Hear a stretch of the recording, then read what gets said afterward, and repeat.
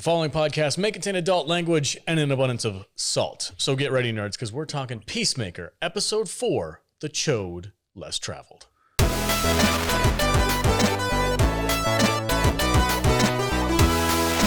Welcome, everybody, and thank you guys so much for joining us. Today is going to be a spoiler-heavy episode about Peacemaker, Episode 4, The Choad Less Traveled. And I'm joined, as always, by my fantastic panel of nerds, Matt Vader, 74. What's up, buddy? Hey, bud. How you doing? I'm good. Did you getting your dailies in over there? I'm just working on trying to catch up to Kadish, huh? He's multitasking. You're trying to catch I'm up. talking about Peacemaker, and I'm playing Dragon Champions at the same time. Yeah, where can they go to check out Dragon Champions? If you want to join us, you can go to saltynerd.com/DC forward slash. What was the slashy? You know, the internet slashy thing. You Gen Xer. I know, right? /DC. Download the game. Go to the little section in your where you what is it called, the little Kadish, why don't you do the promo? Do that for me, will you please? Hash brown that shit. Hash brown that shit. Send it to the internet. Okay, so Dragon Champions is a free-to-play hero collector game in the vein of World of Warcraft. It's a fantasy realm where you collect champions, aka heroes, that you can upgrade with new gear and levels. It's a lot like an MMO in that sense. And basically, the more characters you unlock, it allows you to create teams that you can then fight against other players with. The game is free to play, free to download, and it's super fun. I've been playing it for over 2 years now, and Vader just got into it, so he's doing his dailies every day to upgrade his characters. But if you go to the promo code section and type in the promo code SALTY, SALTY, it gives you all types of like cool like starter shards and equipment and gold and all that stuff to kind of get you going in your journey on the game. And you don't have to spend any money to play it. It's a lot of fun. And I highly recommend it. Right on. They support us, so we would like to support them back. Kadish, since you already said your piece about Dragon Champions, why don't you say hi to the people? How you doing, bud? I'm doing good. Great. Looking forward to talking about one of my favorite new shows, Peacemaker. Jude is also here. Oh, hello. Welcome, Jude. Hello. Are you ready to talk about Peacemaker? I was about to take a drink. Take one, because I'm going to need a lot. All right. You're so salty. Do you still hate it? Not as much. We'll get into it, though. All right, guys. Heavy spoilers from here on out. We're going to take a quick break. We'll be right back, and then we're going to dive straight into this episode. Welcome back, everybody. If you want to support the podcast and get some awesome stuff in return, go to saltynerdstore.com. That is where you can get cool merch like this shirt with the official logo. Also, Vader's wearing one, too. We got some cool shirts on that store. We do have some cool the Creepazoids. Creepazoids. Did you wear that for the aliens thing? Yes. Oh, there's no content. The alien episode that hasn't come out yet. All right, guys. Yeah, saltynerdstore.com. Help support the podcast. Get some cool stuff in return. All right. Peacemaker, Episode 4, The Choad Less Traveled. Kadish, take it away, sir. All right, so fun fact, this is the first episode we've seen that was not directed by James Gunn, but he still wrote the episode. Recovering from Senator Goff's mission, the Project Butterfly team is licking their wounds as they head back to their headquarters with a captured Judo Master. Once back at HQ, Myrn confronts Peacemaker about his inability to kill the Goff family on the mission. Peacemaker gives him some guff about how he's willing to kill men, women, and children, but not because he's simply told to do so. Myrn says that he hopes that's all it is because right now the world needs a son of a bitch, and Peacemaker is the only one he's got, at least until he reveals that Vigilante is now part of the team. I will say that this little bit of dialogue between Peacemaker and the boss's Myrn, loved it. That was great because I was irritated that he couldn't do like the thing he's supposed to do in the last episode. I was like, oh my God, he's freaking, inept or whatever. And he was like, no, I'm not going to freaking do it just because you say so. That to me gave him so much more agency from the last episode. And I really appreciated that. It was a great line of dialogue. Yeah, but first he tries to pass it off. It's like, this is what you get when you don't put my dove of peace on my weapons. Yeah. He's like, all my weapons have dove of peace on them. Yeah, he had a little spat about that. But I loved how like Myrn just like walks into HQ and instantly he's like, you do this. Like he's in full like leader mode. And then he's like, Peacemaker in my office now. So like he's just throwing commands out to everyone. And then once he sits down with Peacemaker, it's obvious that Peacemaker has more going on with him. And Myrn knows it, but that's one of the reasons why he's like, okay, well, I guess Vigilante's now part of the team. And thank God I have him because he was the one who was able to do what I needed you to do. Yeah, the Deadpool ripoff. I'm gonna call him that until he changes my mind. No, he kind of is. I mean, it was funny though, because like he's missing half his pinky now, his pinky toe. And so like the entire time he's just kind of like limping around. He's like, my balance is all off, man. Yeah. There's a It doesn't callback. hold him back though. Yeah, there's a reference to that later on in the episode that I thought was quite funny, and it was. We'll get to it in a minute. But Vader, what'd you think about this opening? I'm actually wishing I had waited a little bit later in the week to watch this episode. Are you forgetting a little Because bit? I'm forgetting some stuff because I watched it like the moment it got released. Yeah. I was like just there for some reason. I was like, okay, I'll watch it. And it's been too long. So I'm having a hard time remembering the details. Other than I do remember recalling that this episode kind of took me out of it a little bit, and I don't really know why. The first 3 episodes I really enjoyed. I really did. I thought it was just funny, and I like the bathroom humor, and I thought Cena was great, and I still think all those things, but there was something. Maybe this is one of those episodes that's just it has too much. One of those writer terms I'm looking for. Story. Maybe Character too much setup for what's going to happen later. Okay. Well, you kind of know what I'm saying. This episode was not as jokey as the previous it wasn't. 3. That's why I liked it. And when you said that Gunn didn't direct this episode, whereas he did the first 3, maybe I just kind of subconsciously picked up on a difference because there is a little bit of a difference between the first 3 episodes and this one. Yeah. And maybe I'm just a bigger James Gunn fan than I realized. There's a tonal shift. Difference. Yeah. And the first 3 episodes were obnoxious, and I didn't like it. I thought they were hysterical. I didn't like it at all. And then this episode was way toned back, and it was more character driven. And this was a much darker episode. Yeah, than the previous 3. The dialogue was, I thought, a little bit sharper, and the humor hit more because when it was humorous, it wasn't just like over the top nonsense funny, but it was like more pointed. So I enjoyed this episode more than the first 3, which is funny, the difference between you and me. But Jude, what did you think about this opening part? I think that there's what Vader said, like there's something missing from this, and I think I know what it is. It's John Cena's ass, and he does have a nice ass, right? There was none of it in this episode. Spoiler. So if that's what you're here for, like it's not in this episode. That's America's ass. Yeah, it's you America's should just ass. move on to the next episode. The DC version. I liked it. I liked this episode just as much as I liked the last 3, and I didn't feel like there was I saw that there was a tonal shift, but it didn't take me out of anything. I'm along for the ride, and I'm really getting interested in where they're going with these characters. Okay, cool. I'm sorry. No, I'm still in shock every time I hear Cena drop an F-bomb. It's just so weird to me, given his character that he's played on TV for the last 15, 20 years. It's weird, but that's just me. Okay. So, Kitch, go ahead. All right. Vigilante drives Peacemaker back to his dad's house while seeming to hold a grudge that Peacemaker was willing to let him get tortured. He also gives Peacemaker a hard time about his dad being an unapologetic racist. When Peacemaker breaks into his dad's house, we learn that the secret storage area is a quantum unfolding storage space leading to a dimensional nodule outside of normal space.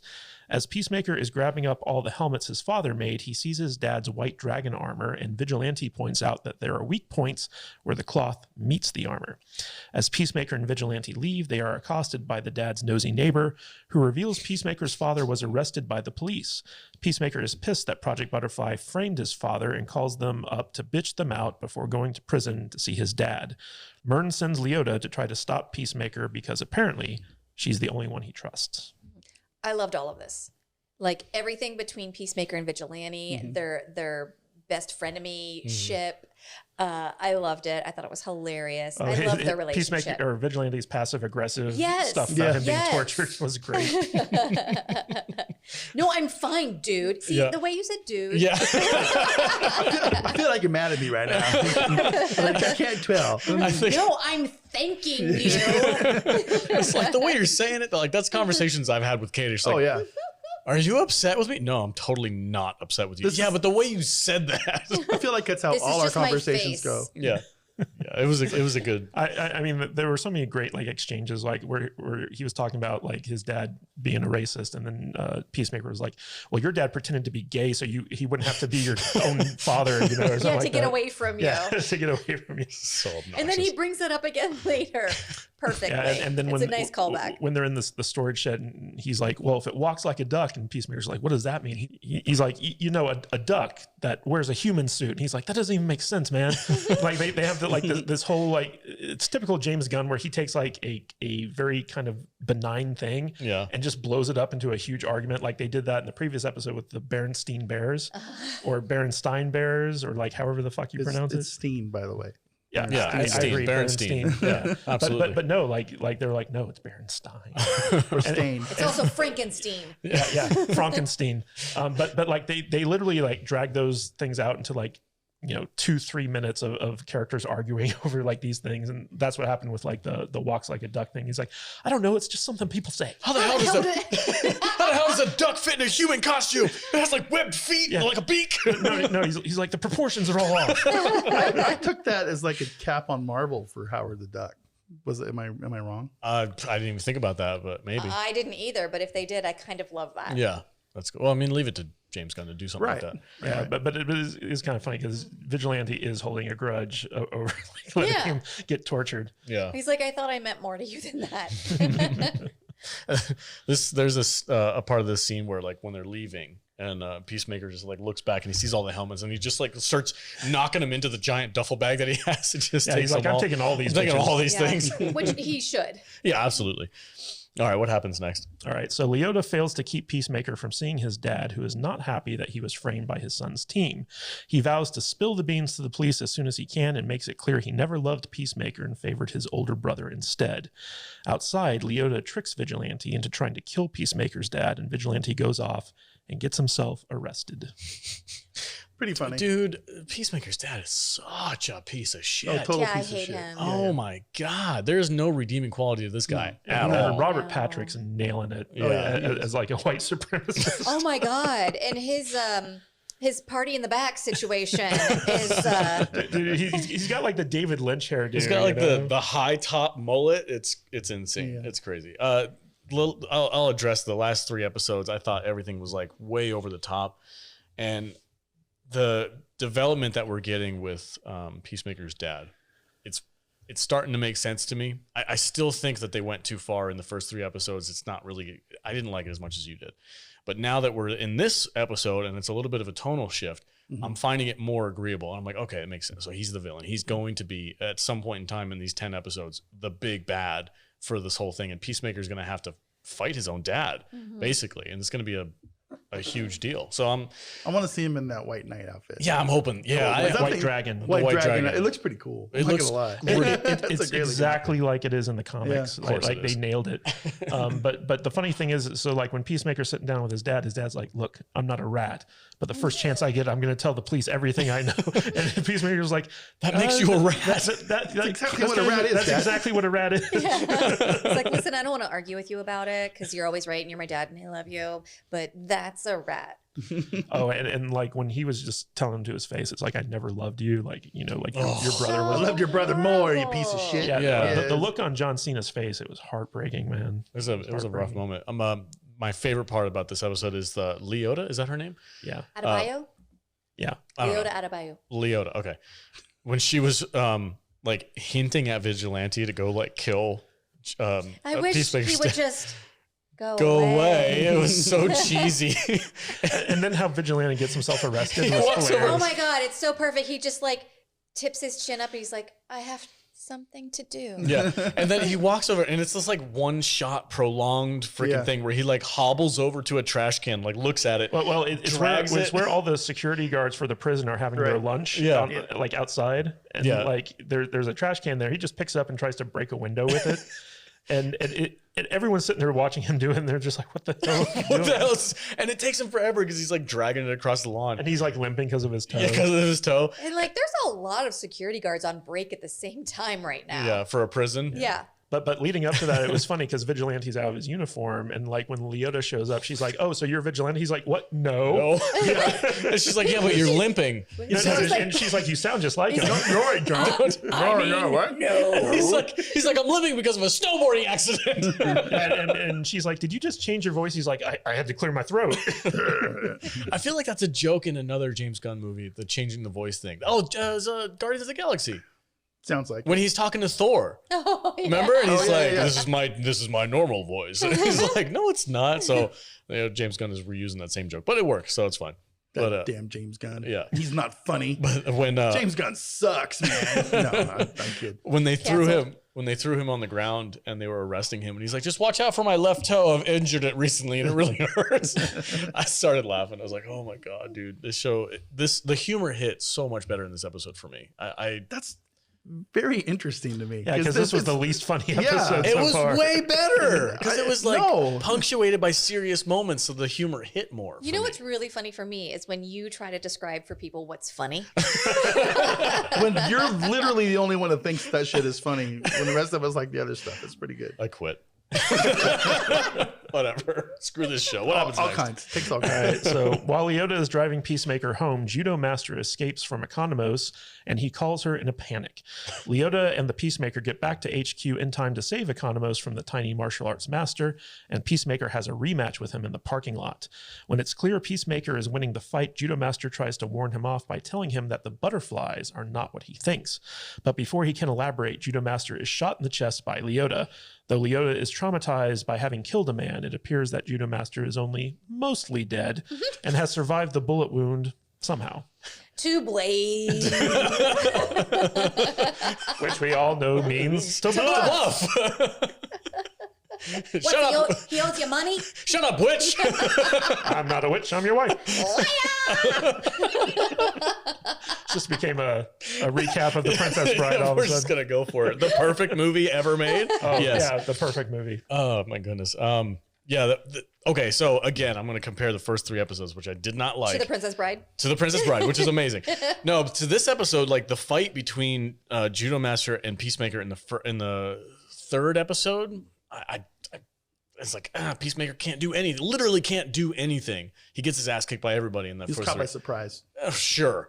This episode, like, he comes out like a badass. Like, he actually knows what he's doing and he holds his own. You know, they have a back and forth, some wins, some losses, whatever. But, like, the fight scene was way more fun. I was like, okay, cool. This is a cool fight scene. I like it how he got pissed off at the lady that shot Judo Master. That was my He's like, rematch, That's man. what I was Who's gonna trying to win get. that? Hey, it's gonna like get my honor back, like gloriously defeating my.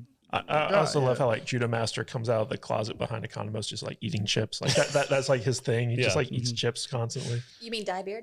Diebeard, yes. So is this Judo Master guy just going to be like perpetually injured throughout this entire season? Like every episode, That would be hilarious. If every he was. episode's a new injury. Never dies. Never dies. Well, it was funny because like Leota was all traumatized over having killed him, and Peacemaker's like, oh, he's fine. You know, these martial arts guys, they can like move their kidney up to where their heart is and stuff like And their that. kidney will turn into their heart. Yeah. It's just good. Yeah, And she's like, that's not how that works. Yeah, she's like, that doesn't happen. He's like, yeah, sure it does.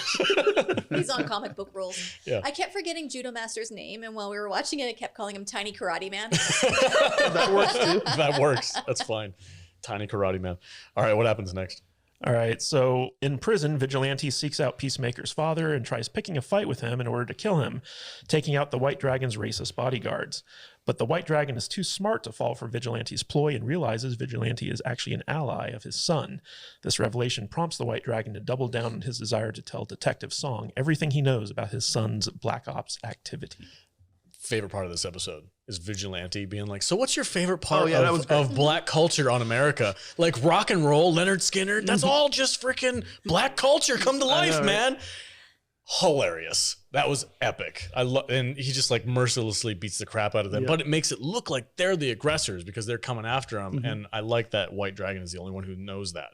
So I think Vigilante is my favorite character so far. he's grown on me. Yeah. Definitely.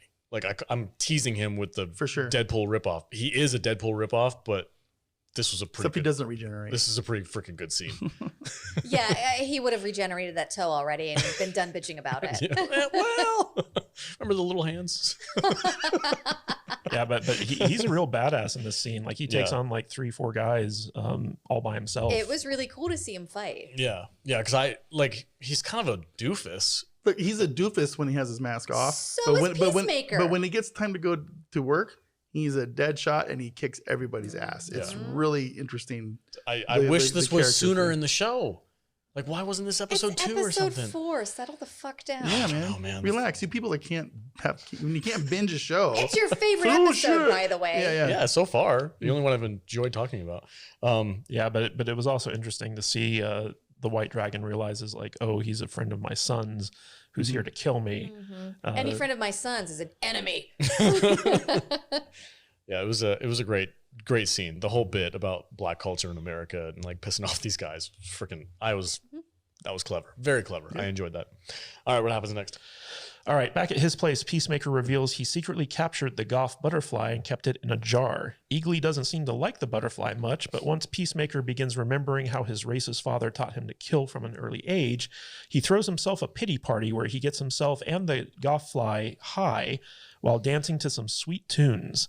We see some flashbacks of Peacemaker's older brother, who died at a young age from what appears to be a seizure. I loved this, and also at the same time, it was heartbreaking. It was pretty. Tell me more about. I forgot a lot about. He's just like jamming out in his trailer, but he's like having flashbacks of the memories of his father handing him that straight razor and making him kill that guy. And he's like 7, and like seeing his brother die, and like he's having all of these flashbacks, and he's just trying to like burn those out of his brain with like getting cannabis. High and having some booze, and then he's like, "Hey, I'm gonna get this butterfly high," and I feel like that's gonna come in. Like the butterfly's gonna be like, you know what, man, you're all right, and they're gonna be like buddies. Is what I'm hoping for. Maybe they'll fall in love because I'm always shipping. It's funny because at the beginning of the episode, Peacemaker goes to Myrn. He's like, "So what are these butterflies? Do they crawl into people's brains and take them over?" And Myrn's like, "I'll tell you all about it. Like tonight when we do the debriefing." I'm like, just fucking tell him. Tell me. But I'm thinking because they set up with Judomaster that the butterflies aren't what he thinks. That because he now has like the Goth fly, in captivity, he's going to somehow communicate with it and learn the stuff that Myrn doesn't want to tell him about the butterflies. But what really got me about this scene is that, so first of all, we get to see the White Dragon in full mullet in flashback form. And it's really dark and chilling what he put Peacemaker through. And so like it leads me to believe that like Peacemaker kind of blocked a lot of this out because before this scene happened, he went to go see Harcourt at the bar, and Leota had mentioned that she read his file and all the messed up stuff that his dad did to him, and he almost it's almost like he doesn't remember it, and so he asks Harcourt about like what's in his file, and after she tells him, like he goes back home and starts like getting drunk and high and remembering this stuff, and it kind of ends with a picture of him and his brother, and you're like, I wonder what really happened to his brother, Yeah. It kind of seemed like as long as other people didn't know about it, Peacemaker could pretend that part of his life never happened. But now that everybody else knows, he's got to come to terms with it. And he could also pretend he loved his father. Yeah. So is this going to be just a season redemption arc for him? Like he's going to just like redeem his past? Well, he's our hero. So. Yeah, that's what I'm saying. But he hasn't. Until this episode, I haven't felt like he's been the hero of the show. He's been like the freaking joke of everybody. Everybody thinks he's a piece of shit. And I'm like, okay, so this is the first episode where I'm starting to feel a little bit like, oh man, I feel bad for him. Like I want him to succeed, and he's competent in this episode. This is a team full of pieces of shit. Well, then they're probably doing their job. Team POS. The writers are doing their job if they're making you flip Team Shitley. Shitley. Are they just going to do that for everything? Yeah. All right. Take it away. What's next? All right. So Harcourt gets Vigilante sprung from prison and picks him up, and Vigilante seems sad. He reveals that he wasn't able to kill the White Dragon and fears he may have made things worse by trying to. How did Vigilante get out? I can't remember. Somebody bailed him out, right? No, it was so Myrn had Economos do his hacking thing and get him released. Okay, that's right. Yep.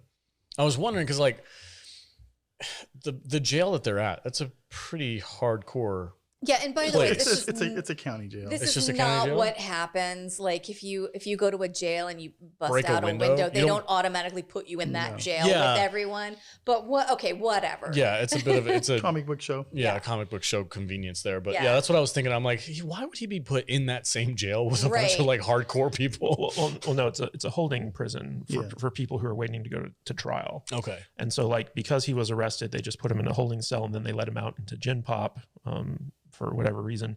But all those people there, it's not like a hardcore prison. It's just like where people are kind of held before they're arraigned or like before they go to court or something Okay. like that. I did like the chemistry between Harcourt and Vigilante on the way home, like his vulnerability and her actually like seeing him, because she doesn't give Peacemaker that leeway whenever they talk to each other. She's always got her guard up. Well, he's trying to bang her though. Well, yeah, but with Vigilante, she was just like interacting with him as a human. Mhm.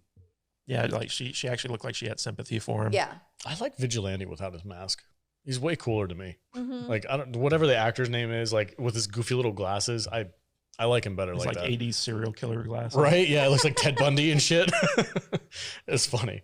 All right, what happens next, Kadish? All right, so back at HQ, Leota discovers a link between the butterfly chick who tried to kill Peacemaker and Senator Goff, a bottling company called Glan Thai, which they were both involved in.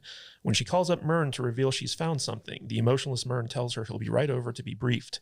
After hanging up the phone, Myrn begins feasting from a bowl of nectar, revealing that the man responsible for fighting the alien invasion is, in fact, a butterfly himself. I mean, Dun, dun, dun. it was. Yeah. I wasn't. I don't know if I can say I wasn't expecting it. I did think this guy was a little weird. Yeah, me too. Definitely had some weird vibes, but I didn't think they were going to go that direction. So I wasn't like surprised, like oh shit, but I was like, oh, that makes sense Yeah. now. I was like, oh, that's an interesting twist. Yeah, I'm like, oh, that's why he's like freaking. Everybody's up here and he's Right. like down here. Okay. Well, I also get it. there's that whole conversation he had in episode 3 with Economos where he's like I don't feel emotion. You know, like Mhm. I've never felt excited or happy or like whatever. Yeah, he's like, haven't you ever felt cold? He's like, no. Why am I quoting that first? I don't know. Not allowed to do that. I hate those episodes.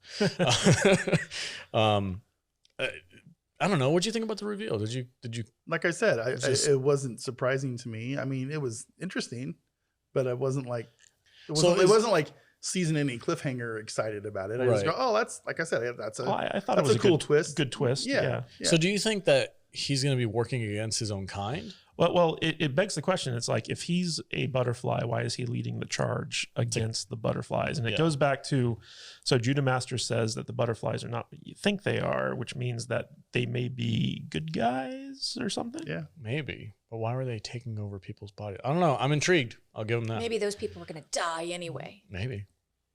All right, Kadish, what happens next? Well, that's the episode. That's That's it. it? That's Oh, it. shit. Yeah. That's it. That was fast. Yeah. Holy shit. That's how he's supposed to go. 30 minutes, man. It's done. You're welcome. Wow. Algorithm, baby. Okay, so algorithm. Yeah, 30 minutes. That's it. Final thoughts on this episode. For me, leaps and bounds better than the first 3. Those first 3 were freaking over the top, obnoxious. I didn't like any of the humor. Disagree. It was hard to watch. This episode, much better leveled. It's balanced out. Like I was asking about the first 3 episodes. I'm like, I'm missing the balance. Like there's no highs to, distribute the lows and the seriousness to counteract the freaking humor. This episode does all that. So I'm way happier with this episode. I didn't hate watching it. I chuckled multiple times. Mhm. Vigilante is climbing his way up to be my favorite character. That bit about the freaking black culture in America was freaking hilarious.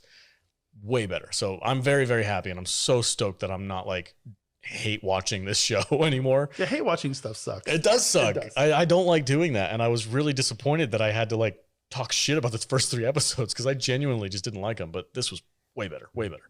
What'd you think about this one? I didn't like this episode as much as you did. I thought it was the slowest episode of the 4 we've gotten. But I get it that they have to kind of push the story forward and give us some stuff. I'm sure the show will start ramping up probably in like the last 2 or 3 episodes. So yeah, it's just a lot of dialogue and a lot of setup in this episode, and it was fine. I didn't have any issue with any of it. Okay. So Jude. She's got her drink always. Always. Jude, I don't know if you know this, but I ask him and then I ask you. So while he's talking, be prepared. Sometimes he goes on for longer. I'm like, I can get another sip in. Well, when Salty says everything I need to say, I don't really have to say a whole lot. Cheers. So, I get thirsty. What did you think about this episode? I liked it. I liked it just as much as I liked the last 3 episodes. I really do find myself wishing every week that we could just binge the whole season for reasons other than you feel like you want to just get it over with. And I'm just really enjoying it. I think it's really funny, and I'm really enjoying the different characters. Vigilante is, I think, my favorite character at this point. Katie, how about you? So I'm with Vader on this one. This was my least favorite of the 4 that we've watched so far. Just because it was darker, it wasn't as humorous as, the previous 3 episodes, but it did advance the story, and we got to see a lot more about the characters. We got to set up the White Dragon a little bit more with his, comic book accurate armor and all that good stuff. So I'm looking forward to seeing where the show is going, because the final twist with Myrn at the end it genuinely kind of, I didn't see it coming. So I'm interested to see where the show is going to be going.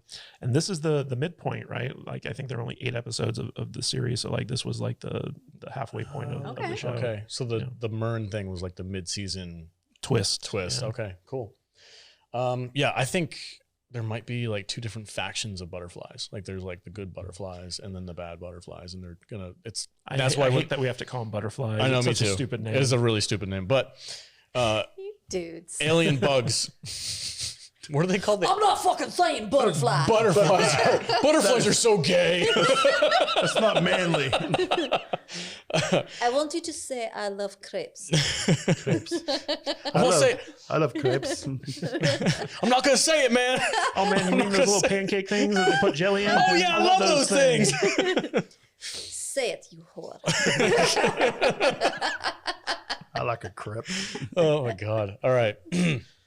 We referenced. But I do love all the characters in this, especially I really hope that Judo Master survives. Yeah, he I want actually him did to move his keep kidney. narrowly escaping death. Yeah, that'd be great. I want Judo Master to turn into Peacemaker's little sidekick. Well, they dance in the beginning stupid credits thing. Everybody that's in the shows. You I know hate that so much. I do. I skip it every time. We got to do a TikTok of that. Oh, of us no, we doing do that not. I'm dance. not making a TikTok of the Peacemaker dance. Kadish gets up and does the dance every episode. I do. Oh my Are god. you kidding me? Silly. Just record that from the couch. When you just do it. Well, I think with the gimmick with Judo Master, I really want him to just get worse every episode. Some new injury, he breaks his arm in one episode and he's in a sling. He's got a bullet hole. His freaking head's all it'd be cracked funny up. if he had the same injury as Vigilante, but it was nothing to him. It's by the end of the season, he's running around and with one leg. His crutches and And shit. his arms are chopped off, and he's just running around in a. What? In a They could do wrestle. a Monty Python bit. Where he's Yeah, what are you gonna do, man? You don't have any arms. I'm gonna bite your hands. What a flesh wound. I also love seeing what type of chips he's eating in each episode. Oh yeah, Oh, right yeah, on. that could be a sponsor. And I'm gonna keep calling him Tiny Karate Man, because every time you guys say Judo Master, I think you're talking to me, and I'm like this. You're like Judo Master, and I'm like, huh? Jude. Oh, Master.